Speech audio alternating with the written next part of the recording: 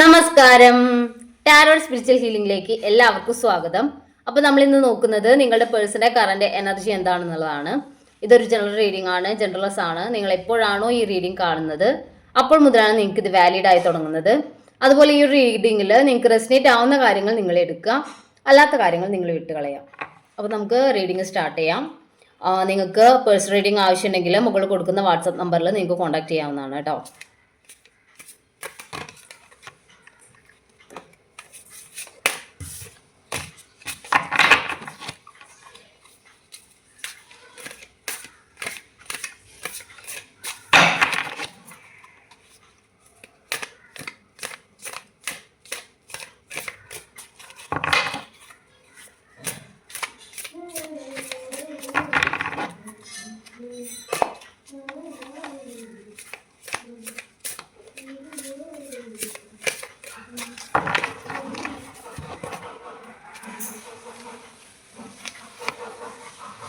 Ace of wands ആണ്.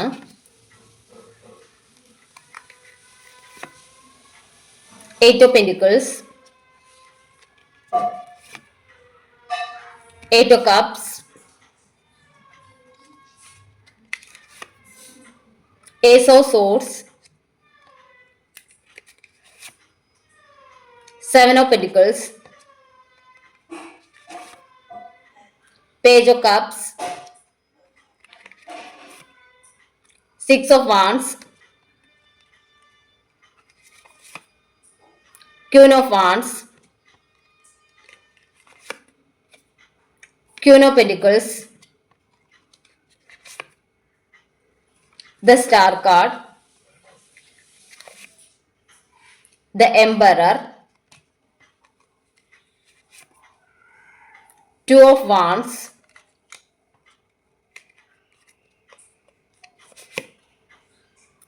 five of wands.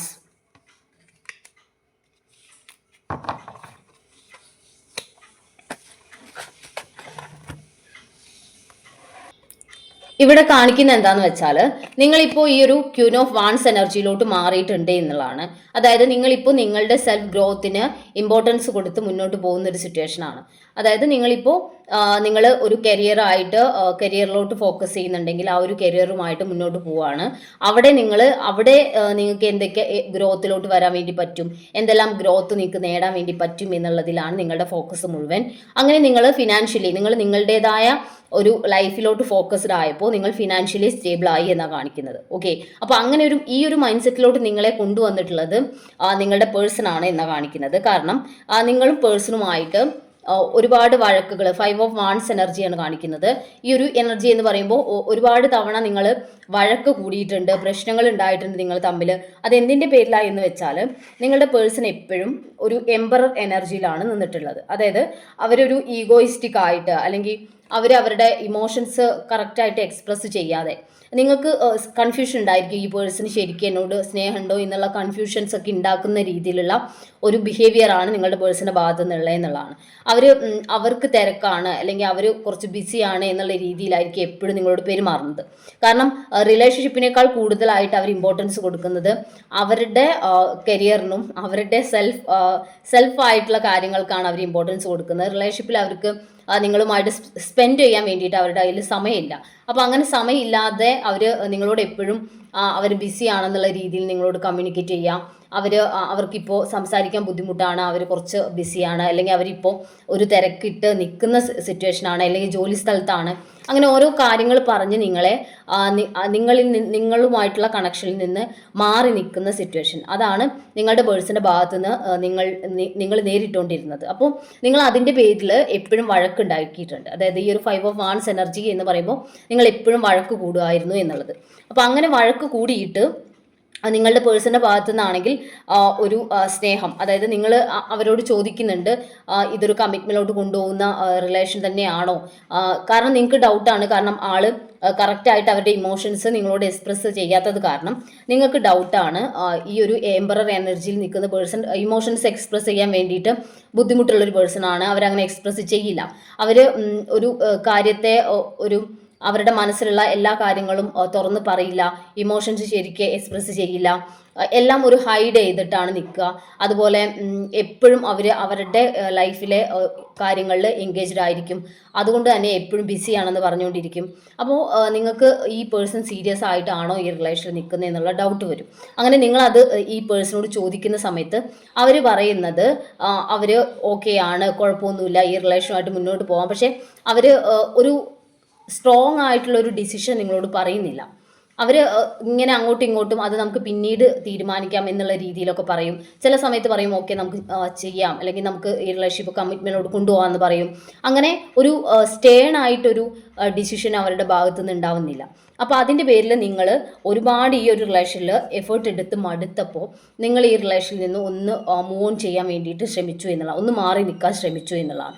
അപ്പോൾ നിങ്ങളൊരു ഡിറ്റാച്ച്മെൻറ്റ്, മാനസികമായിട്ട് കുറച്ചൊരു ഡിറ്റാച്ച്മെൻറ്റിലോട്ട് പോയ സമയത്താണ് അവരാണെങ്കിലും നിങ്ങൾ ഡിറ്റാച്ച്മെൻറ്റിലോട്ട് പോയ സമയത്ത് അവരും നിങ്ങളൊരു നോ കോണ്ടാക്ട് സിറ്റുവേഷനിലോട്ടാണ് നിന്നിട്ടുള്ളത്. ഓക്കെ, അവരവരുടെ ഫിനാൻഷ്യൽ കാര്യങ്ങൾ ഫോക്കസ് ചെയ്തു, അവരവരുടെ കരിയറിലോട്ട് ഫോക്കസ് ചെയ്തു എന്നാണ് കാണിക്കുന്നത്. അപ്പോൾ അവരുടേതായിട്ടുള്ള ലൈഫിലെ ഫിനാൻഷ്യൽ കാര്യങ്ങൾക്ക് അവർ ഇമ്പോർട്ടൻസ് കൊടുത്തു. അങ്ങനെ നിങ്ങൾ ഒരു ഡിറ്റാച്ച്മെൻറ്റിലോട്ട് പോയി, അവരും ഡിറ്റാച്ച്മെൻറ്റിലോട്ട് പോയി.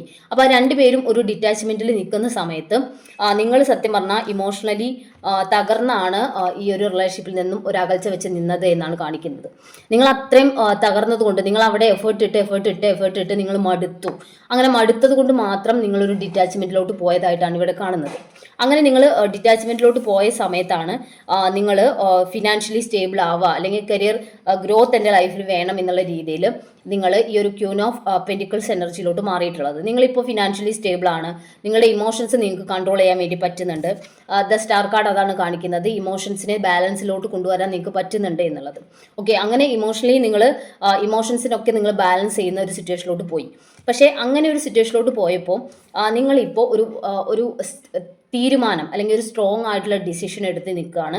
നിങ്ങളുടെ പേഴ്സൺ നിങ്ങളിലേക്ക് തിരിച്ചു വരുന്ന ഒരു സിറ്റുവേഷൻ ഉണ്ടാവുകയാണെങ്കിൽ മാത്രം ഇനി ഇതിൽ മുന്നോട്ട് പോവേണ്ടതുള്ളൂ എന്നുള്ളൊരു തീരുമാനത്തിലാണ് നിങ്ങൾ നിൽക്കുന്നതെന്നുള്ള, നിങ്ങൾ സ്ട്രോങ് ആയിട്ടുള്ള ഒരു ഡിസിഷൻ എടുത്ത് നിൽക്കുന്നതായിട്ടാണ് കാണുന്നത്. ഓക്കെ, അപ്പോൾ അങ്ങനെ ഒരു തീരുമാനത്തിലോട്ട് നിങ്ങൾ പോയപ്പോൾ നിങ്ങളുടെ എനർജി അത് നിങ്ങളുടെ പേഴ്സണ് കൊടുക്കുന്നതിൽ നിന്നും മാറി നിങ്ങൾക്ക് വേണ്ടി യൂസ് ചെയ്യുന്ന സിറ്റുവേഷൻ വന്നു.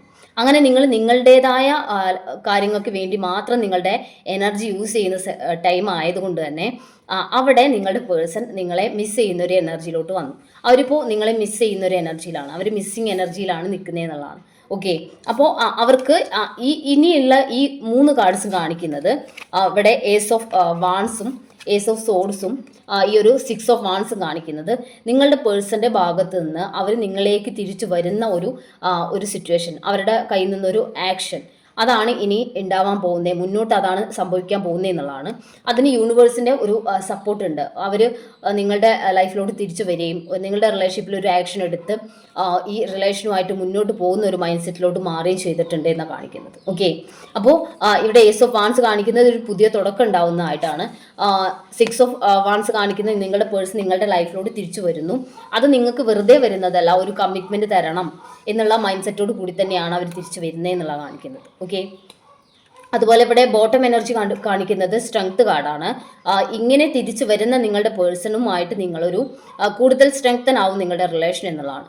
നിങ്ങളുടെ റിലേഷൻ മുൻപ് ഒരു അങ്ങോട്ടും ഇങ്ങോട്ടും എങ്ങനെയാണ് ഇതൊരു കമ്മിറ്റ്മെൻറ്റിലോട്ട് എത്തുമെന്ന് നിങ്ങൾക്ക് അറിയുന്നില്ല, ആകെ കൺഫ്യൂസ്ഡ് ആയിട്ടാണ് മുന്നോട്ട് പോയിക്കൊണ്ടിരുന്നത്.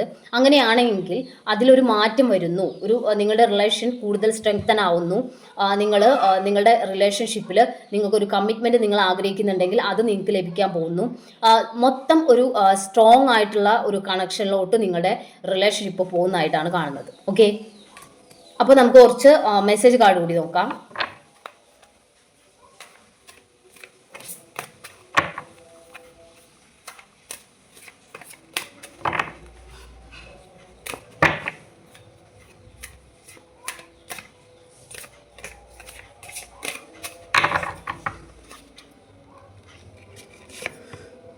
ട്രാൻസ്പെറൻസി എന്നാണ് പറയുന്നത്.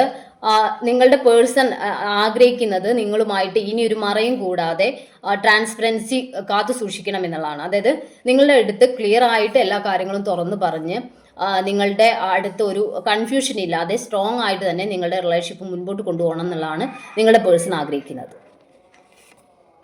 കമ്മ്യൂണിക്കേഷൻ എന്നാണ് പറയുന്നത്. നിങ്ങളുടെ റിലേഷൻഷിപ്പിൽ നിങ്ങളുടെ പേഴ്സണിന്റെ ഭാഗത്തു നിന്ന് ഒരു കമ്മ്യൂണിക്കേഷൻ ഉടനെ വരുന്നതാണ്. ഓക്കെ.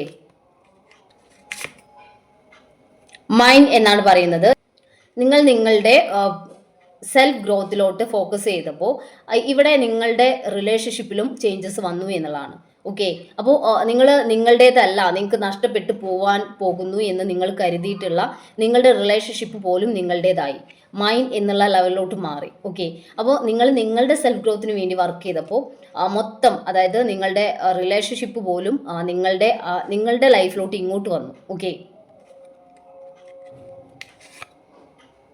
ചേഞ്ചിങ് എന്നാണ് പറയുന്നത്. നിങ്ങളുടെ പേഴ്സൺ ചേഞ്ച് ചെയ്യണം, അല്ലെങ്കിൽ അവരുടെ ഒരു ആറ്റിറ്റ്യൂഡ്, നിങ്ങളോടുള്ള ഒരു സമീപനത്തിലൊക്കെ മാറ്റം വരുത്തണം എന്നുള്ളൊരു മൈൻഡ് സെറ്റോട് കൂടി മുന്നോട്ട് പോകുന്നതായിട്ടാണ് കാണുന്നത്.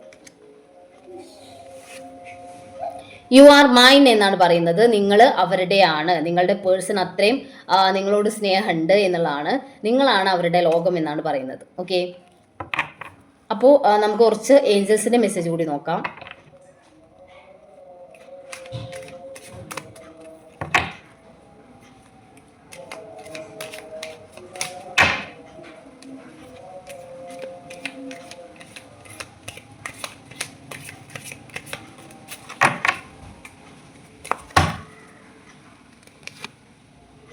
ടേക്ക് ആക്ഷൻ എന്നാണ് പറയുന്നത്. ഒരു ആക്ഷൻ നിങ്ങൾ എടുക്കേണ്ട ടൈം ആയിട്ടുണ്ട് എന്നുള്ളതാണ്. നിങ്ങളുടെ റിലേഷൻഷിപ്പിൽ നിങ്ങൾ കറക്റ്റ് ആയിട്ടുള്ള ഒരു ആക്ഷൻ എടുക്കുക. നിങ്ങൾക്ക് ഇത് നല്ലതാണ്, അല്ലെങ്കിൽ ഈ റിലേഷൻ നിങ്ങൾക്ക് വേണം എന്നുണ്ടെങ്കിൽ നല്ല ഒരു മൈൻഡ് സെറ്റോട് കൂടി നല്ലൊരു തീരുമാനം നിങ്ങൾ എടുക്കേണ്ട സമയമായിട്ടുണ്ട് എന്നുള്ളതാണ്.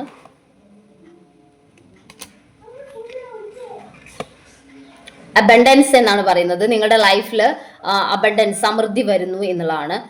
അത് റിലേഷൻഷിപ്പിന്റെ കാര്യത്തിലായാലും ഏത് കാര്യത്തിലായാലും നിങ്ങൾ സമൃദ്ധിയിലോട്ടാണ് പോകുന്നത്. കാരണം സെൽഫ് ഗ്രോത്തിലോട്ട് വന്നൊരു പേഴ്സണ് അവരുടെ ലൈഫിൽ എല്ലാ രീതിയിലും സമൃദ്ധിയാണ് ഉണ്ടാവുക. അത് റിലേഷൻഷിപ്പിന്റെ കാര്യത്തിലും സംഭവിക്കുന്നു. Okay. Within the next few weeks എന്നാണ് പറയുന്നത്. അടുത്ത 2-3 ആഴ്ചകൾക്കുള്ളിൽ തന്നെ നിങ്ങളുടെ റിലേഷൻഷിപ്പിൽ നല്ലൊരു ചേഞ്ച് നിങ്ങൾക്ക് കാണാൻ വേണ്ടി പറ്റും. നിങ്ങൾ ആഗ്രഹിക്കുന്ന കാര്യങ്ങൾ നിങ്ങളുടെ ലൈഫിലോട്ട് മാനിഫെസ്റ്റ് ആവും എന്നുള്ളതാണ്. ഓക്കെ. അപ്പോൾ നമുക്ക് കുറച്ച് ക്ലൂസ് കൂടി നോക്കാം.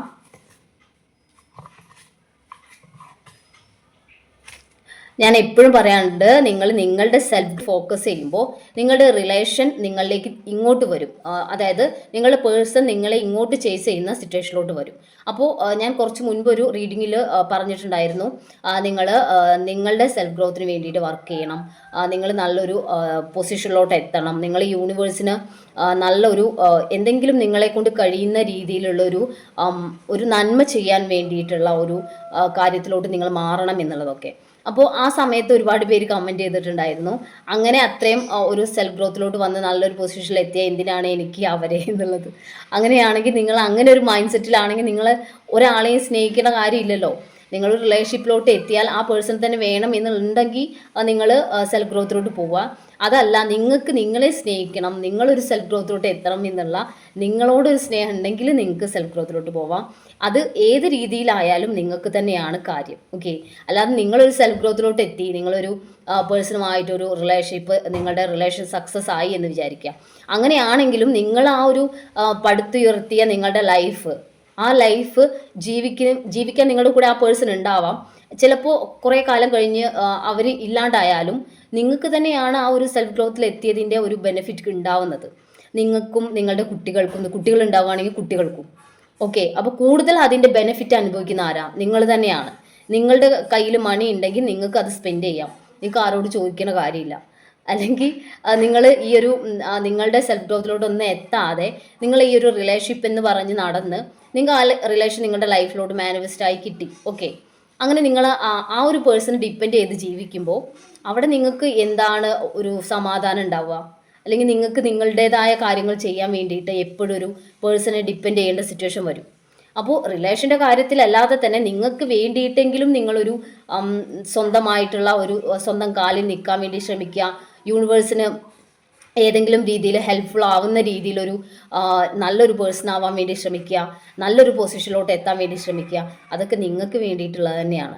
സത്യം പറഞ്ഞാൽ ആത്യന്തികമായിട്ട് നമ്മൾ നമ്മൾക്ക് വേണ്ടി തന്നെയാണ് ഈ കാര്യങ്ങൾ ചെയ്യുന്നത്, അല്ലാതെ മറ്റൊരു പേഴ്സണിന് വേണ്ടിയിട്ടല്ല. അങ്ങനെ ഒരു പൊസിഷനിലോട്ട് എത്തിയതിന് ശേഷം നിങ്ങൾക്ക് ആ പേഴ്സണെ വേണ്ട എന്നുണ്ടെങ്കിൽ നിങ്ങൾ വേണ്ടെന്ന് വെക്കുക. അപ്പോൾ അത്രയേ ഉള്ളൂ നിങ്ങളുടെ പ്രണയം, അത്രയേ ഉള്ളൂ. ഓക്കെ, അപ്പോൾ നമുക്ക് ക്ലൂസ് നോക്കാം. ലെറ്റർ എഫ്, ഉത്രാടം, ഏപ്രിൽ, ജൂലൈ, 2000, മാർച്ച് 1987,